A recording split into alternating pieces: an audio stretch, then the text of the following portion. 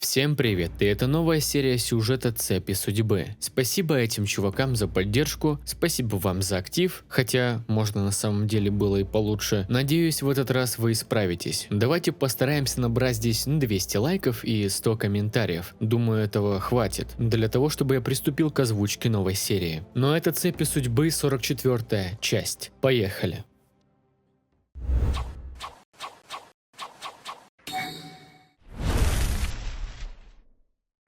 Глава 44. Лекарство готово. После одержанной нечестным путем победой, Какаша был крайне довольным, а вот я до ужаса замерз и больше походил на живое воплощение снеговика. Мой друг сообщил мне время собрания на утро, после чего попрощался. Надеюсь, мне удалось хоть немного облегчить его переживания. Утром я собрался попрощаться с бабулей, которая вновь с грустью провожала меня на очередную битву. Я крепко обнял ее и пообещал, что вернусь с победой, после чего отправился в главный штаб.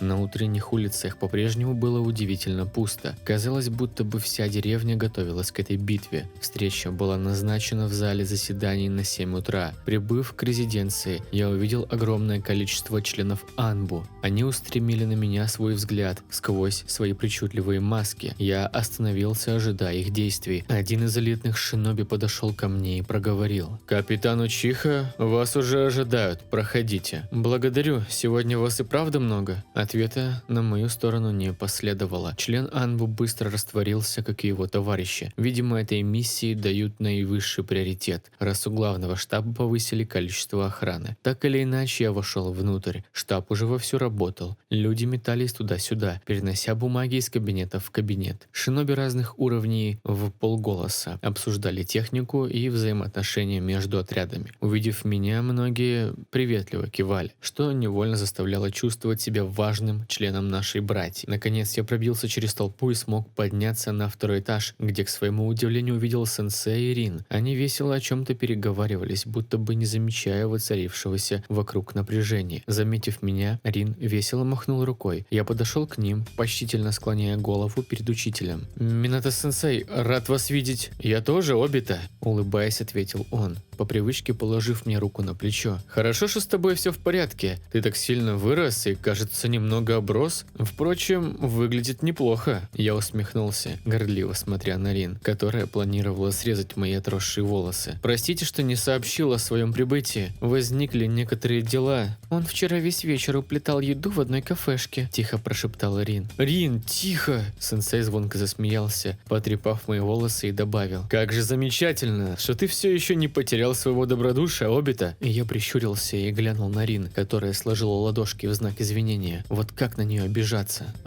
Учитель, а где Какаша?» «Он уже внутри. Сказал, что слегка пересмотрел свою тактику. Удивительно, обычно Какаша редко что-то переделывает. Что на него так повлияло?» Я пожал плечами. В этот миг Рин проницательно посмотрела на меня и сказала: «Возможно, кто-то смог направить его в нужное русло». «И чего он так на меня смотрит?» «Не думаю, что наша игра в снежки помогла Какаше придумать новый план. Хотя, зная его, все возможно». «Рин, а ты-то почему здесь?» – спросил я с долей переживания. Как это почему? Между прочим, я главный ирионин в этой операции». «Чего? Не делай такое изумленное лицо, Обита. Сейчас в деревне весьма трудно с медиками высокого уровня. Цунада сама, к сожалению, находится на вражеской территории и не может присутствовать. На данный момент Рин зарекомендовала себя как крайней степени надежный специалист», – заключил сенсей менторским тоном. «Но это же опасно!» «Обита, я же не маленькая девочка, справлюсь. Ты увидишь, что пока тебя не было, я много чему научилась», — заявила Рин решительным голосом. «Похоже, эти двое на одной волне. Мне не справиться с их аргументами, даже если я буду бунтовать. Кажется, нам тоже пора заходить», — отметил Минато, указывая на открывающиеся двери в зал заседаний. «Да», — издала боевой клич Рин, отправляясь внутрь. Минато тоже хотел отправиться за ней, но я взял его за рукав. «Обита, что-то не так?» «Сенсей, пока меня не было, вы замечали что-нибудь странное? Учитель быстро понял, что речь шла о моей просьбе. Нет, к счастью, или к сожалению, все было тихо. Ты уверен, что это было так необходимо? Да, у меня нехорошее предчувствие до сих пор. Хорошо, тогда сохраняй бдительность. Я не позволю, чтобы кто-то навредил моим близким или деревне. Есть. Мы вошли внутрь. Помещение было заполнено картами. Вопреки моим ожиданиям, народу было немного. Среди них третий Хокаге и советники, несколько командиров Какаши и Данза. Присутствие последнего вызывало у меня толику отвращения. Когда мы вошли, члены Анбу захлопнули двери и встали с обеих сторон. Воцарилась минутная тишина. Наконец, рядом с Данза показался шиноби в маске медведя. Он что-то шепнул ему на ухо. Глава Корня кивнул третьему, после чего тот проговорил: «Теперь мы можем обсудить план. Приступайте». «Есть», – отчеканили Джоунина. Я занял свое место вокруг круглого стола рядом с Риной Минато-сенсеем. Один из Джоунинов начал говорить, указывая на карту. «Как вы видите, благодаря информации, которую нам удалось собрать с помощью разведывательного отряда, стала известна общая сила противника. Вдобавок, диверсионная деятельность сильно подорвала их инфраструктуру. На данный момент страна, молния, имеющая небольшое преимущество, попала в затруднительное положение. Нам удалось договориться с деревней Скрытого Камня, которая имеет связи со страной Скрытого Снега. Их удар с севера на юг заставит основные силы врага во главе с Райкаги выдвинуться туда, оставляя нам момент для неожиданного удара. Маленькие страны разрешили нам проход через их территории, или же придется действовать скрытно?» – спросил Минато, указывая пальцем на узкий коридор между страной огня и молнии. Закашлял Данза, подходя к карте. «Я позаботился об этом. Страна горячих источников и страна мороза предоставят коридор взамен на свою безопасность. Но доверять им я не стал бы, поэтому продвигаться нужно быстро». Минато кивнул, после чего Джоунин продолжил. «Именно, так как вся эта операция держалась в тайне долгое время, необходимо уточнить, что Скрытый Камень будет отрицать всякую связь с Конохой в случае нашего поражения. На кону стоит многое. В нашем распоряжении лишь узкий проход и узкий коридор, в котором довольно сложно развернуться. Поэтому у Хатаки Какаши есть предложение». В этот момент говоривший Джоунин отошел в сторону, уступая место Какаши, который на фоне остальных выглядел крайне небольшим. Однако в его глазах читалась та самая расчетливость, которую я уже привык видеть. Итак, как проговорилось, шанс у нас только один. Ранее я думал придерживаться верной веками тактики нападения лучшими ударными силами, используя фактор внезапности, но некоторые обстоятельства позволили мне пересмотреть имеющийся план. Какаши посмотрел на меня, проговаривая эти слова. Я тихонько кивнул, после чего мой друг продолжил. «Крайне узкий перешеек не позволит нам развернуться в полную наступательную линию. Даже если мы совершим дерзкое по своей сути нападение,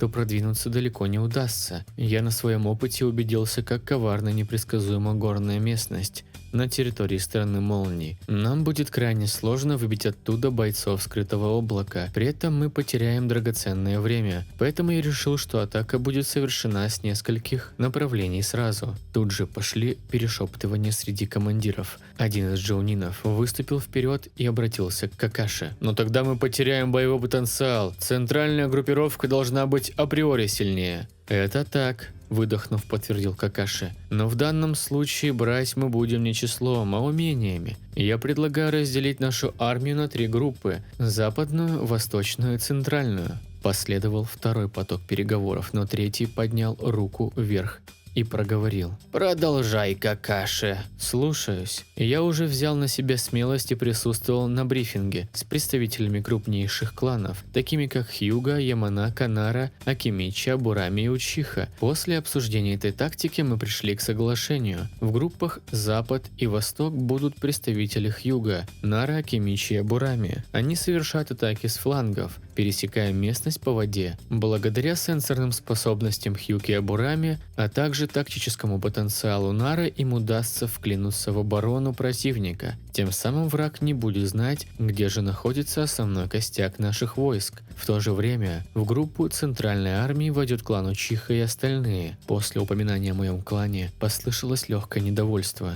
Учихи? Они слишком своевольные и неуправляемые. Доверять им центр значит поставить под угрозу фланги. Что если удастся развить атаку, а Учиха не подчиняться? Возмутился один из командиров. Я сжал кулаки, чувствуя обиду за принижение своего клана. Третий задумчиво почесал подбородок. Ваши предупреждения относительно Учиха, может, и не лишены смысла, но слишком гипертрофированы. Они верные воины деревни, хоть и ведут бой по-своему, заключил Какаши, прерывая поток возмущений. Более того, достаточно лишь командования, которое сможет грамотно реализовать их потенциал и направить силу в нужное русло. Что же ты предлагаешь, Хатаки Какаши? Вклинился в пояснение Данца, подходя к нему. Центральную группировку возглавит Минато Намикадзе и я. При всем уважении к желтой молнии, проговорил один из командиров. Разве Учихам этого хватит? Я знал, что вы так скажете, парировал Какаши. Именно поэтому моим заместителем будет Обита Учиха. Он имеет в клане большой авторитет. Более того, ни у кого среди собравшихся не возникнет сомнений в его способностях. После того, как он 4 месяца проводил спецоперацию на территории врага, рискуя своей жизнью, все посмотрели на меня так, будто только что поняли, что я вообще существую.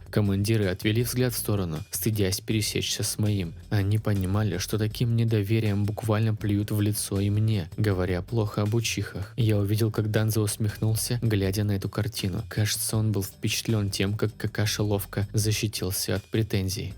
«Хоть Обита Учиха и считается признанным героем», – неловко произнес один из джоунинов, «но некоторые из нас еще не забыли его оплошность в скрытой траве. Не идут ли тут ваши личные дружеские отношения, командир Какаши?» В таком вопросе это довольно странная претензия, командир Тан. Вы цепляетесь за обрывки прошлого, совершенно не замечая факта, что люди имеют свойство учиться на ошибках. К тому же, Обита снискал славу как призрачный клинок листа среди шиноби скрытого облака. Дополнительный фактор страха и агрессии с их стороны поможет нам приобрести преимущество. Более того, капитан Учиха лучше всех ориентируется на территории врага, зная все их блокпосты и наиболее короткие пути обхода. После этого у вас еще остались сомнения, почему я выбрал именно его? Но... «Хватит, командир Тан», – проговорил Данза. «Я согласен с Какаши Хатаки. Ваши аргументы лишены логики». Все изумленно посмотрели на Данза, который жестко отрезал рассуждения командира. Лорд Третий также вступился за Какаши. «Продолжайте», – скомандовал Хокаге. «Есть. В конечном счете мы запрем основные силы в клещи, не давая шанса сбежать и предупредить остальные части врага. Нам не обязательно в самую глубь страны лезть. Достаточно лишь нанести огромные повреждения армии и инфраструктуре, чтобы принудить Райкаги и Даймё к миру. На затяжные сражения у нас нет ни сил, ни ресурсов». «Я поддерживаю план Хатаки Какаши», – заключил третий Хокаге. «Согласен», – сказал Дан, закивая головой. Советники не стали идти против решения других и тоже согласились. Но командир Тан решился задать еще один вопрос. «А что теперь делать с ранеными? Если центральная группировка будет все равно основой атаки, то как же быть с ранеными у других групп?» В этот момент к карте подошла Рин. Она была непривычно серьезной и необычайно взрослой. «Предоставьте это мне. Я уже распределила по группам имеющихся у нас ирянинов. Все они прошли совместный курс подготовки. Более того, нам удалось собрать неплохую ресурсную базу за счет передышки в военных действиях. Как только нам удастся продвинуться вглубь территории врага, я немедленно организую полевой госпиталь, где будут приниматься раненые». Вновь воцарилась тишина. Я чувствовал, будто бы тут лишний. Мне совершенно нечего добавить. Какаши и Рин четко знали, что от них нужно, и были готовы. Я редко присутствовал на подобных собраниях ввиду того, что почти все время выполнял поручения. Но теперь я заместитель, и мне нужно было вникать во все тонкости плана моего друга. Меня восхищала его уверенность и готовность к любой ситуации. «Что ж, раз все обсудили мы, тогда я отправляю на разведку Анбо», – проговорил третий, прикуривая трубку, чем вызвал недовольство у Данза. «Нам нужно проследить, чтобы не было ловушек на пути к точке сбора. Также надо понять, что Райкаги действительно выдвинулся навстречу скрытому камню. Хокаги прав. согласно кивнул Данза. Я распоряжусь об этом немедленно. Теперь всем необходимо готовиться. Нам нужно быть на месте до темноты. После собрания я стоял на улице и наблюдал, как бойцы формируют отряды, собирая свое снаряжение и готовясь к предстоящей битве. Чувство отчужденности не покидало меня. Казалось, будто бы среди них всех я какой-то чужой, что подтверждали странные взгляды со стороны людей из других кланов. После того, как пробыл 4 месяца на вражеской территории, я приобрел много друзей среди других шиноби, но, похоже, то время прошло, а это значит, что напряжение начало зреть уже во время Великой войны. В эту секунду меня тихонько откнули в бок. Я резко обернулся, увидел улыбающуюся Рин. Она поравнялась со мной и проговорила: «Ты сегодня крайне задумчивый, Обита. Я думала, на собрании ты будешь возмущаться, но промолчал. Я шиноби листа, поэтому должен следовать плану, и я не мог подвести Какаши. Если бы я проявил импульсивность, то вызвал бы сомнения со стороны других командиров в его выборе». Как же ты повзрослел. Это даже немного пугает. Я всегда был таким, сорвалось с моих уст. Рин удивленно глянула на меня. Я выпалил это машинально, осознавая, что те проявления ребячества были ничем иным, как потерей памяти и моим желанием хоть немного побыть подростком. Всю прошлую жизнь я являлся хладнокровным убийцей, которого не терзали законы морали и светлые чувства. Я запрятал их в самую дальнюю часть своей души. Наверное, именно поэтому мне сейчас тяжело даже навещать Гуру-Гуру в мире Камуи. Глядя на него, во мне невольно просыпается воспоминания о тех зверствах, которые я пытаюсь исправить. «Не бери в голову», — ответил я, улыбаясь. «Еще чего?» — возмутилась Рин. «Никогда не прячь от меня ничего». «Я стараюсь». Я взял ее за руку. Рин вздохнула и крепче сжала мою ладонь. Затем достала из сумки 2 небольших инъектора с беловатой жидкостью. «Это... да, они готовы. Мне потребовалось много времени, чтобы добиться нужного результата». «Что ты имеешь в виду?» «Я провела дополнительные исследования. Те клетки, что ты мне дал, помимо регенерации, имеют свойство вырастать в здоровые ткани. В конечном счете они начинают заменять их. Это действительно пугает. Процесс хоть и не быстрый, но неизвестно, что станет с носителем, будет ли он прежним. Более того, они странно реагируют на чакру, будто бы сами обладают какими-то свойствами. Но, к сожалению, у меня не было времени изучить этот феномен, ведь я не могу проводить эксперименты с такими опасными и неизвестными клетками, но мне удалось сделать 2 дозы регенераторов». «Они работают?» «Да, их свойства воистину уникальны. Опыты на мышах показали, что они за считанные минуты способны затянуть смертельные раны и излечить сложные заболевания. Понимаешь, Обита, это же удивительно. Мы открыли нечто новое, то, что в скором времени поможет спасти множество жизней». Рин глядела на меня с неприкрытой радостью. Она прижалась ко мне и тихо прошептала: «А самое главное, это спасет тебя, твои глаза от этого проклятия». Ощутив ее тепло, я прикрыл глаза и ответил: «Да, ты невероятна, Рин». «Какой же ты льстец!» Рин протянула мне оба инъектора. Я взял один, а другой оставил в ее руке. «Обита?» «Оставь его у себя». «Я не могу, он ведь тебе нужен. Вдруг концентрации в первом будет не хватать». «Так или иначе, я не хочу, чтобы с тобой что-нибудь случилось. Это может спасти твою жизнь или Какаши». «Обита...» «Ведь вы для меня крайне важны. Я не знаю, что может случиться, если я вас потеряю, поэтому использую его, если случится беда. Хорошо?» Я посмотрел на Рин с необычайной строгостью, которую я проявлял крайне редко. Она слегка погрустнела, затем вздохнула, сжала инъектор и убрала его в сумку. Ее секундная грусть вновь сменилась улыбкой, после чего она промолвила: «Так уж и быть, а то ты вечно все теряешь». «Да уж, я частенько что-то теряю», — согласился я, думая об ироничности этих слов. Прошло еще около часа. За это время в рядах шиноби стало совсем тихо. Все уже прекрасно знали, к какому отряду они приписаны. Подобное затишье я помню в момент своего прибытия из Конохи 4 месяца назад. И вот снова это ужасающее безмолвие. Сколько жертв будет на этот раз? Осознание этого факта болезненно впивалось вглубь моей души. Все формирования ждали одного — сигнала от членов Анбу, которые были посланы на разведку. Их задача – как можно быстрее актуализировать данные. Также нам было необходимо знать, что скрытый камень начал свои наступательные действия и отвлек Райкаги от нас. Какаши и Минато-сенсей задумчиво вглядывались куда-то вдаль. Мне казалось, будто бы они прослеживают путь того самого разведчика, который должен был дать начало наступательной операции. Секунды ужасно тянулись, образуя не менее нескончаемые минуты. Было видно, что бойцы, уже нацепившие на себя полное обмундирование, испытывают дискомфорт, однако желание победы и предвкушение скорой битвы отметали все страхи и переживания. Наконец учитель посмотрел на Какаши и спокойно кивнул ему. Мой друг немедленно спустился вниз, отдавая указания командирам групп «Восток» и «Запад».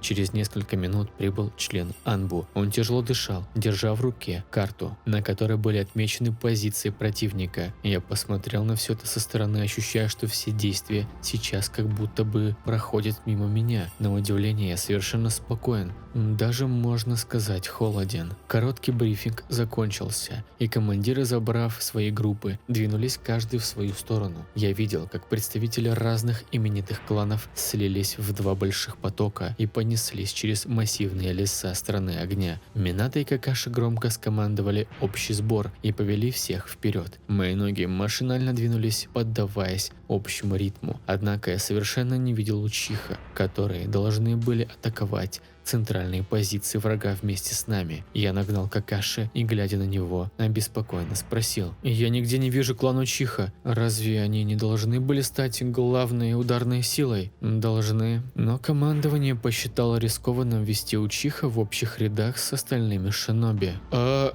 что за чушь? Какого хрена они о себе там возомнили?» – возмутился я. «Я понимаю твою злость, Обита, но в то же время могу принять точку зрения командиров. Ты же сам знаешь, что слухи о моем клане лишь предрассудки». «Я это прекрасно знаю. Более того, не я один. Правда в том, что не все так хорошо осведомлены. Многие еще видят в вас жестоких убийц, не способных подчиняться приказам». Вместо этого лучше быть цепной собакой, слушать приказы, даже если они идиотские и противоречат логике? Зло проговорил я, сжимая кулаки. Какаши слегка опустил голову. В его взгляде читалась доля сомнения. Именно поэтому пришлось идти на компромисс. И Учиха выдвинулись в первых рядах. Мы встретимся в указанной точке и совершим общее нападение. В пылу битвы некогда разбираться в клановой междоусобице. Там-то и разрушится миф о том, что Учиха не часть Канохи. Я тебе обещаю, Обита. Я пристально посмотрел в глаза Какаши. В его глазах читалась твердая решимость. Он не понаслышке знал о том, как сильно люди могут завидовать силе и способностям. Когда мой друг получил Шаринган, то снискал славу, которой удостаивались лишь единицы из Учиха. Думаю, он прекрасно понимает, насколько проблема клана важна, как для деревни, так и для меня. Продолжение следует.